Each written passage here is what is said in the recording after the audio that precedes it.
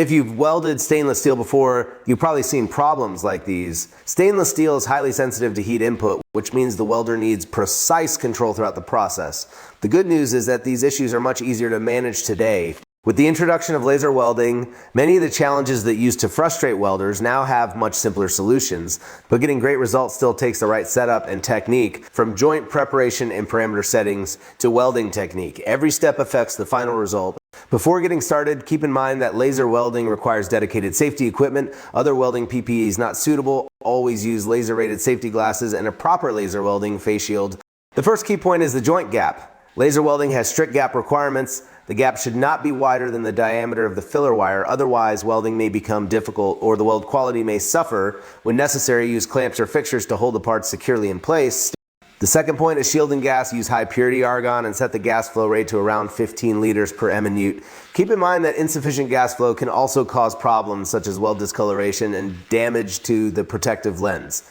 The third point is welding position and torch angle. During welding, the angle between the welding gun and the weld seam should be around 45 degrees. Whenever possible, weld in the flat or horizontal position. This helps prevent spatter from entering the welding gun and extends the service life of the protective lens. Now, for the most important part, how do you choose the right parameters? Different laser welders can behave very differently, so the settings you find online may not work for your machine. A much easier way is to use this function. Simply select the material, then select the material thickness. The machine will automatically provide recommended parameters. As a general guideline, for 1 to 2 millimeters stainless steel, use about 55% power and a wire feed speed of 60 to 70. For 3 millimeter stainless steel, use about 77% power and a wire feed speed of 60 to 70.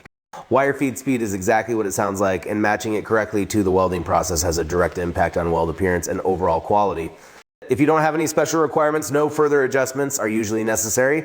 Let's do a comparison. When welding the same thin stainless steel sheet, traditional welding is noticeably slower than laser welding, and you'll clearly see a larger heat affected zone. This becomes especially important in industries such as cabinets, stainless steel furniture, sheet metal fabrication, and decorative metal work where appearance matters. In these applications, the advantages of laser welding are particularly obvious. In many cases, what you are really saving isn't welding time, it is rework time.